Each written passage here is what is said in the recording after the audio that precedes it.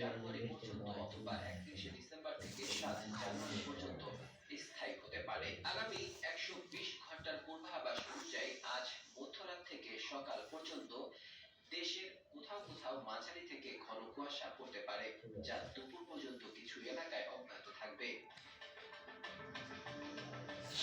ঘন কুয়াশার কারণে বিমান চলাচল, অভ্যন্তরীণ নৌ পরিবহন ও সড়ক যোগাযোগ সাময়িকভাবে ব্যাহত হতে পারে। ঢাকায় পশ্চিম ও উত্তর পশ্চিম দিক থেকে ঘন্টায় 5 থেকে 10 কিলোমিটার গতিতে বাতাস বইতে পারে। 30শে ডিসেম্বর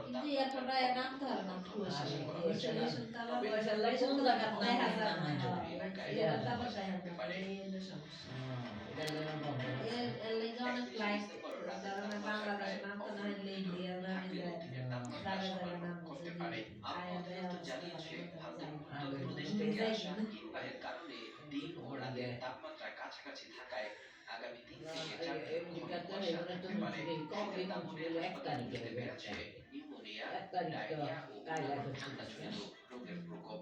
তাই সবাইকে স্বাস্থ্য সতর্কতা অবলম্বন করার পরামর্শ দেওয়া হয়েছে। নেক্সট রিপোর্ট, একুশে টেলিভিশন।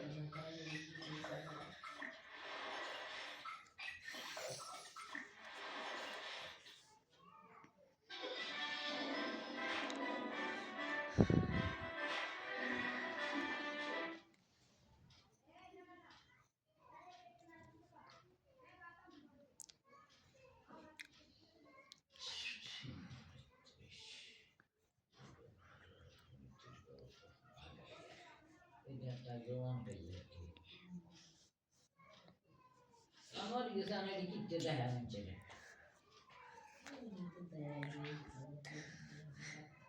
সারা দেশের মধ্যে পৌষ জেঁকে বসেছে শীত।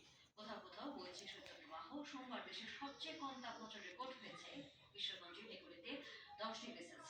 শীতের কারণে দুর্ভোগ বেড়েছে শ্রমজীবী মানুষের। একই সাথে শীতজনিত রোগে ব্যাপকভাবে আক্রান্ত হচ্ছেন বয়স্ক ও শিশুরা।